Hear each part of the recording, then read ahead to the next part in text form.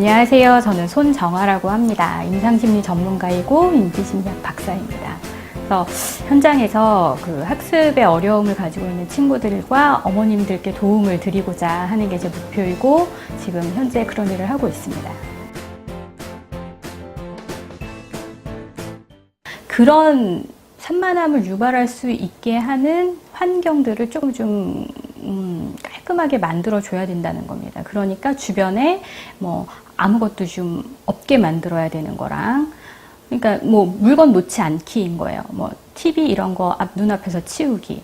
그 다음에 이 산만함을 너무 산만해서 이제 엄마들이 이렇게 데리고 오는 경우에 어머님들이 하시는 얘기는 뭐냐면, 밖에서 동생이랑 엄마가 있으면 얘가 방 안에 있는지 자꾸 튀어나와서 뭐 하냐고 물어본다는 거예요. 근데 그럴 수밖에 없는 게, 입장을 바꿔놓고 생각을 해보면 나 빼놓고 다른 사람들이 다 재밌게 놀고 있으면 내가 뭔가 이렇게 힘든 일을 할 수가 없는 거예요. 공부를 할 수가 없겠죠. 밖에서 나만 빼놓고 다 재밌게 노는데. 그러니까 하지 말으셔야 될 게 뭐냐면 동생과 노는 거 하지 말으셔야 됩니다.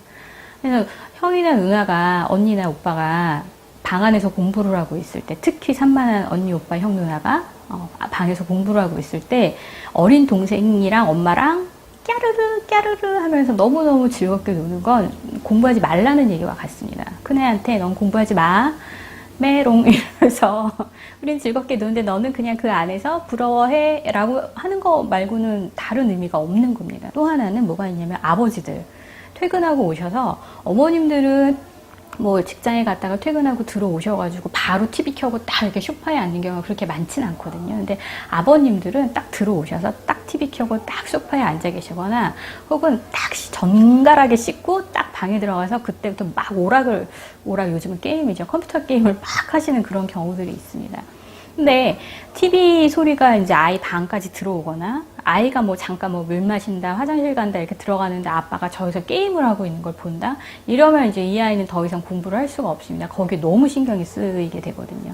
그러니까 아이를 공부를 시켜야 되겠다, 특히 산만한 아이를 공부를 시켜야 되겠다 하면 아버님, 어머님이 모두 뭐 동생이랑 놀기, TV 보기, 컴퓨터 게임하기, 뭐 맛있는 거 만들기 이런 거 다 하지 말으셔야 됩니다. 너무 슬프죠. 아무것도 하지 말고 그냥 조용히 있어야 되는 거예요.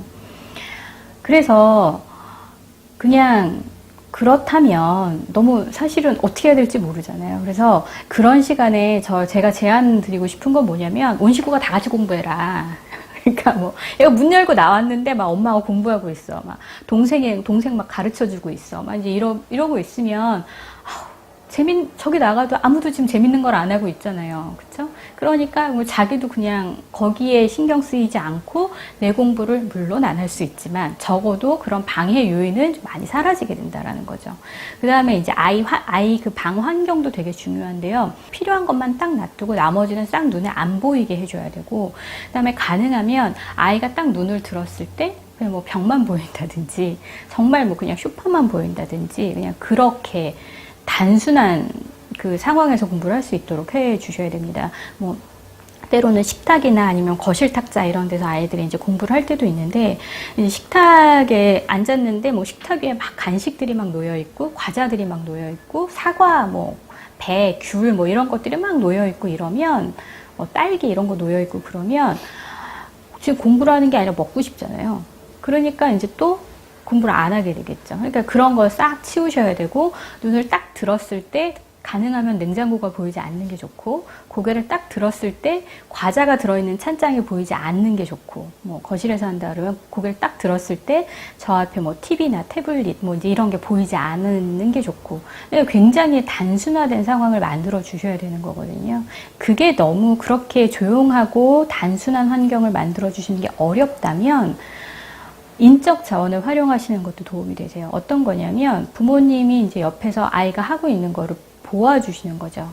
근데 이제 하시면 안 될 게 뭐냐면, 너 공부해, 옆에 딱 앉아서 엄마는 막 휴대폰으로 막 게임하고 있고 막 이러시면 안 돼요. 그러면 절대로 아이는 공부하지 않습니다.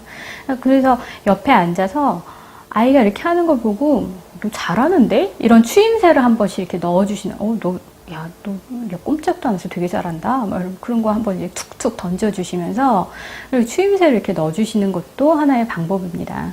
그렇게 하면 이 아이는 그 추임새를 듣는 것, 자기에게 긍정적인 평가라는 추임새를 듣는 것이 너무 기분이 좋아지면서 또 이제 몰두를 할 수 있게 되거든요. 그러니까 주변 환경을 잘 너무 단순하고 너무 조용하게 만드는 게 나는 너무 어렵다라고 하면 대안으로 부모님께서 좀 아이에게 재미있는 그다음에 호의적인 그다음 긍정적인 그런 반응을 해주시는 것, 그것도 일종의 환경 조성 중에 하나가 아닐까 이렇게 생각이 됩니다.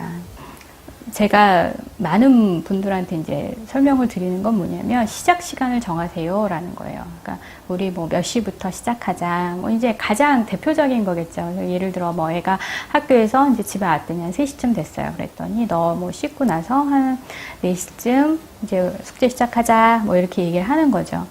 보통 애들은 거기에 대해서 네 이러기도 하고 아니 싫어요 난 5시부터 할래요 이렇게 얘기하기도 하고 그리고 시간이 되면 또 하고 그렇습니다. 그래서 그렇게 미리 얘기를 하면 부모님이나 아이나 큰 트러블이 없는 경우가 사실은 이제 대부분인데 큰 문제가 없는 경우가 대부분인데 이 산만한 아이들은 대답을 너무 씩씩하게 잘합니다. 4시 하자 그럼 네 그러고 나서 계속 놀아요. 계속 놀아요. 그러고 나서 엄마가 너 4시 됐어 해야지. 네 이러고 대답하고 또 계속 놀아요. 그래갖고 너 왜 안 하냐고 그랬더니 이제 할 거예요 이렇게 얘기하고 또 계속 놀아요. 그래서 거의 한두 시간을 거의 엄마랑 계속 엄마한테 혼나는 시간으로 그러면서 또 꿋꿋하게 계속 놀고 그렇게 하죠. 절대로 이제 과제를 시작하지 않습니다. 그러니까 이제 어머님들이 시작하기가 너무 어렵다고 하시는데 왜 이 아이들이 대답을 그렇게 신나게 잘하지만 듣지 않는가 하면 이제 엄마가 4시부터 우리 공부하자라고 했을 때 이미 그 아이 머릿속에는 그 말이 들어오지 않았기 때문에 그렇거든요. 왜 그러냐면 그 엄마가 일방적으로 시간을 정했기 때문에 그렇습니다. 또 하나는 뭐냐면 누구야 4시부터 공부하자 이렇게 얘기할 때 아이의 눈을 딱 보고 아이 컨택을 하면서 눈 맞춤하면서 우리 4시부터 하는 거야? 이렇게 얘기하는 게 아니라 막 설거지하면서 애는 저기서 막 이렇게 가방 던져놓고 막 놀러 나가고 있는데 그 뒤통수에다 대고 야 4시부터 하자 이렇게 얘기를 하는 거예요. 그러니까 이 아이는 이게 엄마가 뭐라고 했는데 일단 그냥 대답을 한 것 뿐이지 4시부터 공부를 할 것이다, 숙제를 할 것이다, 과제를 할 것이다 이런 생각은 전혀 하지 않았던 거거든요. 그러니까 그렇게 일방적으로 어머니께서 그냥 한마디 했을 때 아이가 들어야 한다라고 그렇게 생각하시지 마시고 지켜야 한다 이렇게 생각하지 마시고 아이랑 함께 공부를 시작하는 시간을 정하는 과정부터가 매우 중요하다고 저는 생각을 합니다. 그래서 만약 이제 4시부터 공부를 해야 될 것 같다는 엄마 생각이 있지만 누구야 이제 우리 4시부터 공부를 하자 하고 눈을 딱 그렇게 맞추면서 얘기를 하는 것도 방법이긴 해요. 이제 그렇게 해서 애가 말을 잘 들으면 그러면 아주 좋죠. 그럼 그럼 4시부터 공부를 하면 되는 거예요. 그런데 그렇게 해도 아이가 알기는 알았지만 4시가 되면 그때부터 막 짜증을 부리면서 내가 이걸 왜 해야 되느냐 그래서 이제 막 그런 식으로 나와서 어머니께서 시간을 정해줘도 아이가 말을 듣지 않아서 너무 힘들어요 라고 이야기를 하시는 경우에는 그러면 그 시간을 어머님께서 일방적으로 잡지 마시고 아이와 함께 상의를 해서 잡으세요 라고 그렇게 말씀을 드립니다. 그래서 이제 너 오늘 공부해야 되는데 오늘 수학 문제지를 몇 장을 풀어야 되는데 몇 시부터 할래? 이렇게 물어보시는 거죠. 그러면 얘가 3시쯤 학교에서 오잖아요. 그럼 8시 할래요? 9시 할래요? 이렇게 얘기를 해요. 근데 이제 그러면 어머님이 갑자기 속에서 성질이 나시는 거예요. 화가 나시는 거죠. 왜냐하면 4시부터 했으면 좋겠거든요. 엄마 마음에는. 4시부터 하면 아름답게 빨리 숙제를 끝내고 아름답게 저녁을 먹고 아름답게 놀고 아름답게 잘 수 있는데 얘가 8시에 한다 그러면 그때부터 아이랑 실랑이를 해서 3시간이 지나면 8시, 9시, 10시 얘 도대체 몇 시에 자는 거야? 이건 안 되는 일이야. 그러면서 8시에 할래요? 이렇게 얘기하면 소리를 빽 지르시죠. 8시 하고 언제 자려고 그래? 그러면서. 그럼 또 혼난 거예요. 나는 이제 애써서 엄마가 물어본 거에 대해서 막 생각을 해갖고 나름대로 대답을 했는데 또 혼난 거죠. 그러고 나면 그 다음부터 더 이상 협상을 하지 않습니다. 그래서 어머님께서 아이와 협상을 하실 때 잘 생각하셔야 돼요. 이게 얼마 만에 끝날 분량인가? 이거를 생각을 하시고 얘가 8시에 시작을 해도 충분히 끝날 수 있을 분량이다 라고 하면 8시에 시작해도 됩니다. 그래서 어머님은 뭐 8시에 시작해도 될까? 이런 마음이 드시겠지만 그래도 8시나 8시 반을 얘기해 주세요. 그럼 얘가 또 9시 막 이제 막 이럴 수도 있어요. 근데 9시에서 그냥 30분만 하고 그냥 재워도 될 것 같다 싶으면 9시도 허락해 주셔도 괜찮습니다. 그래서 그렇게 약속을 막 협상을 하면 협상하는 과정 자체가 시간이 걸리잖아요. 그렇기 때문에 이 아이가 아까처럼 야 4시에 시작하자 하면서 뒤통수에다 대고 했을 때보다는 훨씬 더 그 시간에 대해서 엄마랑 아이랑 많은 얘기를 하게 되거든요. 그렇기 때문에 아이가 그걸 더 잘 기억을 하게 되고 더 잘 인식을 하게 됩니다. 그래서 이제 뭐 예를 들어 8시에 하기로 했다. 이제 그렇게 되면 한 30분 전에 이제 얘기를 해주시는 거죠. 아이가 너 이제 8시부터 숙제하기로 했는데 지금 7시 반이야. 아직 너에겐 30분의 시간이 더 있어. 30분 동안 열심히 놀고 8시부터 열심히 공부하자. 이렇게 얘기를 해주시는 거죠. 그 전에 뭐 아빠가 계시거나 뭐 동생이 옆에 있으면 막 자랑을 막 해주셔도 돼요. 8시부터 숙제하기로 했다고. 엄마랑 딱 약속했다고.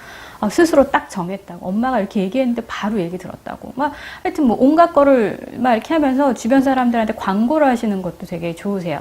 그거를 이제 감시하는, 얘가 8시부터 하기로 했으니까 잘 봐라. 이러면서 막 감시하는 투로 얘기하시는 게 아니라 대단한, 아주 대단은 아니지만 어쨌든 이렇게 우리가 약속을 한 게 너무 즐겁고 이 아이가 자발적으로 이렇게 얘기를 한 게 되게 대견하다라는 그런 의미를 내포한 광고를 하시는 것도 필요합니다. 그래서 그렇게 하고 나면 이제 엄마가 되게 좋은 얘기를 해요. 긍정적으로 얘기를 해주잖아요. 그러니까 막 이렇게 으쓱하는 동시에 이 8시부터 내가 뭔가를 해야 되겠다라는 것 자체가 또 다시 한번 각인이 되는 거예요, 자기한테.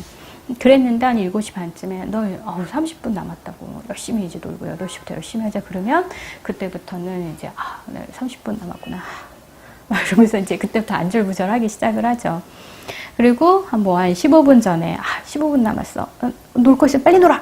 더 열심히 놀아. 제발 이러면서 오히려 열심히 놀 것을 이렇게 종용을 하면 아이가 뭐 더 막 맹렬하게 논다든지 뭐 책을 보고 있는 애는 갑자기 막 책을 막 이렇게 막 빨리 넘기기도 해요. 왜냐면 자 8시부터 이렇게 가야 되니까.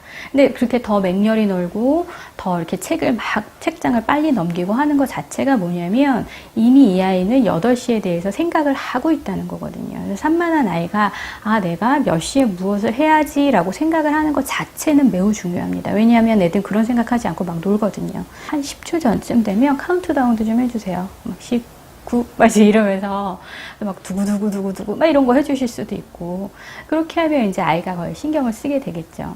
그러니까 어떤 아이는 그냥 뭐 엄마가 그러던가 말던가 막 이러면서 이제 계속 막 하는 척 계속 노는 척 이렇게 하고 있는 아이들도 있어요. 나 이것만 하고 뭐 좀만 더 읽고 막 이러는 아이들도 있어요. 그래서 우리가 8시에 약속을 했지만 엄마가 아무리 카운트다운을 하고 아무리 두구두구두구두구 해도 8시 땡 하고 이렇게 앉지 않는 아이들도 있어요. 이렇게 딱 앉아주면 참 고맙고 그렇지 않는 아이들도 있는데 그때부터 막 내가 이렇게 늦게까지 기다려줬는데 너 이렇게 하지도 않고 이렇게 비난을 하시지 말고 적어도 한 15분 정도는 계속 시간이 지났어 이제 이러면서 안타까움을 계속 좀 표시를 해주세요. 아이가 그렇게 오랫동안 엄마가 뭐 카운트다운도 하고 뭐 광고도 하고 막 이랬으면 그게 분명히 인식을 하고 있거든요. 그러니까 이 시간이 지났다라 이렇게 얘기해도 이제 자기도 마음이 이렇게 조금씩 이제 급해지면서 결국에는 앉게 돼요. 그런데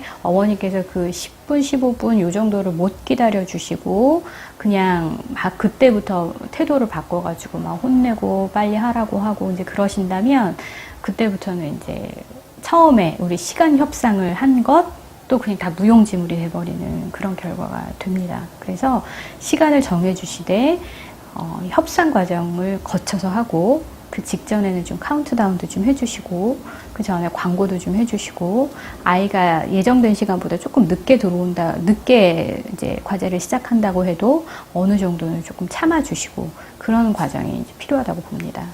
책상에 이제 딱 앉아서 앉기만 하면 공부를 하면 참 좋겠죠. 그런데 이제 대부분의 아이들이 이제 그렇게 하지 않습니다. 그래서 앉는 순간부터 뭐 너무 어렵다, 너무 많다, 뭐 이제 이렇게 찡얼찡얼 거리는 경우도 있고, 어떤 아이는 굉장히 조용히 잘 시작을 하는데 조금만 시간이 지나면 뭐 그림 그리고 있고, 뭐 딴짓하고 있고, 이제 이러는 경우도 사실은 되게 많습니다.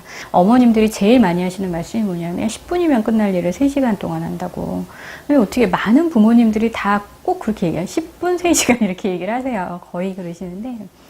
이게 사실 이제 10분이면 끝날 굉장히 간단한 과제 같은 경우에는 그냥 10분이면 끝날 거다라고 생각을 하면, 아, 내가 10분 동안 얘 옆에 앉아 있자라는 그런 생각을 가지고 이제 얘 옆에서 같이 있어 주세요. 근데 그냥 있어 주셔도 아이는 이제 들락날락 할 것이긴 한데, 그렇게 애가 너무 들락날락하면 이제 할 수 없이 어머니께서 적극적으로 개입을 해주셔야죠. 뭐 꼭 어머니만 개입하시는 건 아니죠. 뭐 아버님께서도 개입을 해주셔야 되는데, 그럼 이제 어머님 아버님께서 직접적으로 개입을 해주셔야 되는데, 제가 제일 많이 추천을 드리고 정말로 많이 효과를 본 거는 시간과 분량을 나눠라입니다. 더 중요한 거는 뭐 시간보다는 분량일 수 있는데, 분량을 예를 들어 뭐 10분이면 할 과제다라고 그렇게 얘기하실 때 보면 대부분 뭐 수학 문제 같은 경우에는 한 뭐 2장 푸는 거, 뭐 3장 푸는 거, 뭐 그런 정도이거든요. 근데 그거를 다 풀으라고 하면 아이는 이게 너무너무 많다고 그렇게 생각을 합니다. 그러면 그걸 조금씩 나눠주는 거예요. 일단 이 한 바닥만 먼저 풀자, 이제 이러는 거예요. 그러니까 만약 2장을 풀어야 된다 그러면 바닥으로 치면 4바닥이 나오거든요. 그러니까 한 바닥만 먼저 풀고 쉬자, 이렇게 얘기를 하는 거예요. 그러면 이 아이는 내 바닥을 다 풀고 나서 내가 일어나야 된다라는 그런 생각을 이제까지는 했었는데, 한 바닥만 참으면 되네 라고 하면 조금 좀 내가 참아질만 한 거예요. 그래서 쉴 때는 얼만큼 쉴 건지를 좀 얘기를 해주시면 좋겠어요. 이제 5분 동안 쉬었다가 하자, 뭐 이러실 수도 있고, 아니면 그냥 너 어느 정도 쉴래? 5분만 쉬면 될까? 10분만 쉬면 될까? 하고 물어봐 주세요. 그러니까 객관식으로 좀 물어봐 주세요. 얼만큼 쉴래? 1시간. 이렇게 얘기하면 사실 대책이 없어지거든요. 그러니까 너 5분 쉴래? 10분 쉴래? 이렇게 물어보면 분명히 10분 쉰다고 얘기합니다. 그럼 10분 쉬자고 그렇게 얘기해 주시고 타이머를 딱 눌러 주시는 거야. 너 10분 쉰다고 했으니까 10분, 자, 이제 이렇게 10분이라고 썼어. 이제 시작한다. 지금부터 노는 거야. 이제 이걸 해주는 거예요. 그리고 알람이 10분이 지나서 울리면 부르는 거죠. 이거 쉬는 시간이 끝났다고 알람이 울려. 그러면 아이가 오죠. 대부분 와요. 그리고 조금 늦게 오기도 해요. 조금 늦게 오는 것도 기다려주세요. 어쨌든 올 거거든요. 왜냐하면 자기가 그 상황을 알기 때문에 이제 오게 됩니다. 그러면 또 그렇게 나눠서 하고, 이렇게 분량을 조금 하고 오래 쉬고 하다 보니까 자기도 너무 힘들어요, 아이도. 왜냐하면 조금 놀만 하니까 이제 와야 돼서 이거 해야 될 것 같거든요. 그런데 그냥 계속 놀자고 하자니 엄마가 시키는 게 별게 아니니까 또 그냥 안 오기도 그렇고 되게 애매해지거든요. 그래서 그런 걸 좀 많이 하다 보면 아이가 뭐라 그러냐면, 나 이거 그냥 빨리 하고 한꺼번에 다 하고 많이 쉬면 안 돼? 막 이렇게 얘기해요. 나 이거 한 바닥 다 풀고 20분 쉬면 안 돼? 뭐 이런 식으로 얘기해요. 뭐 그렇게 하자고 그래도 돼요. 그래서 시간을 좀 그 푸는 시간도 제한을 주시는 것도 방법이에요. 이거 너 이 4문제를 이제 먼저 풀고 쉴 건데 이 4문제를 너 몇 분 동안 풀 거야? 이렇게 물어보면 좋습니다. 그러면 뭐 이거는 쉬는 시간이 아니기 때문에 아이가 되게 짧은 시간을 얘기할 경우가 많아요. 뭐 3분 동안 풀 거야, 뭐 1분 동안 풀 거야, 이제 뭐 이런 식으로 얘기를 해요. 그러면 받아주시면 돼요. 얘가 1분 안에 못 풀다 하더라도 타이머를 그냥 또 해주시면, 그래 1분 딱 했어, 너 지금부터 풀기 시작해 하면서 시작. 그 순간부터 무슨 일이 되냐면 수학 문제를 푸는 게 아니라 엄마랑 게임을 하는 그런 시간처럼 돼버려요. 그래서 시작하면 얘가 1분 안에 이걸 풀어야 될 것 같은 거예요. 이제 게임에 돌입을 했으니까. 1분 안에 다 풀면 성공인 거죠. 그러면 너 이거 이렇게 많은 거 1분 안에 풀었어? 대단한데? 뭐 이제 한번 해주시고, 이제 좀 쉬자. 몇 분 쉴래? 5분? 10분? 이제 이렇게 하면 또 쉬고, 그 다음에 다시 와서 그 다음 칼럼 풀자 해도 얘는 부담이 없는 게 뭐냐면 1분 동안 이걸 다 풀 거거든요. 풀 수 있겠죠. 때로는 뭐 되게 오랜 시간을 얘기하는 경우도 있어요. 그 뭐 한 서너 문제 푸는데 10분 동안 난 풀 거다, 이렇게 얘기하면 그것도 받아주시면 되세요. 엄마 보시기엔 이건 30초 거리밖에 안 되지만 자기가 10분 동안 풀겠다. 그래라. 얘기하시면 돼요. 10분 해주시죠. 그럼 뭐 1분이면 다 끝날 거예요. 그럼 나머지 9분 동안 뭘 하느냐? 놀아야 됩니다. 왜냐하면 10분을 자기가 하기로 했으니까 그 중에 1분만 자기가 쓴 거잖아요. 그러면 나머지 9분은 자기가 확보를 한 시간이에요. 아이가 확보를 한 시간이에요. 그래서 엄마가 야, 너 빨리 풀었으니까 다음 거 미리 하자. 이렇게 얘기를 해버리면 얘는 더 이상 이거를 빨리 풀려 하지 않을 겁니다. 그 선어 문제를 10분에 질질 늘려가지고 맞추려고 할 거예요. 그런데 그냥 그 시간에 자기가 놀 수 있는 시간이 되고 본래 10분 풀고 난 다음에 또 5분이나 10분 쉴 거잖아요. 그 시간까지 합쳐서 쉴 수 있게 되는 거예요. 그렇게 쉬면 아이는 뭐 너무 좋죠. 엄마가 공식적으로 놀아도 된다고 얘기하고 그렇게 논 다음에 또 와서 또 해라. 나 또 금방 하면 되네. 이렇게 생각이 되니까 너무 재밌는 거예요. 그런데 역시 그렇게 짧게 가다 보면 아이가 너무 지루해집니다. 왔다 갔다 하면서 이거를 해야 되는 게 너무 지루해지니까 또 엄마한테 엄마 나 그냥 이거 다 풀면 안 돼? 뭐 이렇게 얘기해요. 고맙죠. 다 풀면 돼요. 아이 산만한 아이들, 덤벙거리는 아이들이 정말 수학에서 계산 실수가 진짜 많거든요. 그다음에 받아쓰기나 뭐 글씨 쓸 때 철자법 틀리는 거 이것도 굉장히 많이 일어나는데 그래서 뭐 받아쓰기에서 자기 능력과 점수를 못 받는 경우 많고, 그 다음에 수학, 특히 이제 수학 점수가 자기 능력보다 훨씬 덜 나오는 경우가 되게 많이 있죠. 근데 중요한 거는 그래서 나오는 점수 때문에 어머님, 아버님이 너무 좌절하고 실망하시는 경우가 되게 많으세요. 근데 우리가 공부를 왜 하는지에 대한 근본적인 목적으로 돌아가셔야 돼요, 그때는. 그 교육 안에서 행해지고 있는 내용을 이 아이가 습득하는 것이 더 중요하잖아요. 그 습득을 위해서 교육을 받는 거잖아요. 지식 습득을 위해서 교육을 받는 건데, 그걸 갖다가 이제 점수를 받아서, 높은 점수를 받았으면 얘가 습득을 잘했구나, 낮은 점수를 받았으면 얘가 습득을 못했구나, 라고 이제 점수와 습득 수준을 동일시시켜서 생각을 하신다는 거죠. 그런데 산만한 아이들은 자신이 알고 있는 것만큼 점수를 내지 못합니다. 실수가 있어서 그렇죠. 그래서 일단 이렇게 실수가 많아서 점수가 충분히 나오지 않는 아이가 자녀인 그런 부모님들께서는 내가 점수에 너무 연연하지 말자, 이 생각을 많이 하셔야 됩니다. 그래서 점수에 연연하지 않고 내가 중요하게 생각하는 건 아이가 이 내용을 알고 있는가, 알지 못하고 있는가, 그것을 더 내가 중요하게 생각해야 된다. 이거를 정말 단단하게 생각을 하셔야 됩니다. 그렇게 생각을 하시고 나면 그 다음부터 하셔야 되는 일이 뭐냐면, 점수가 나왔을 때 점수에 연연하는 게 아니라 이 아이가 정말 알았는데도 틀렸는가, 몰라서 틀렸는가, 그거를 확인을 하시는 겁니다. 근데 그 확인을 하기 위한 그 전초전으로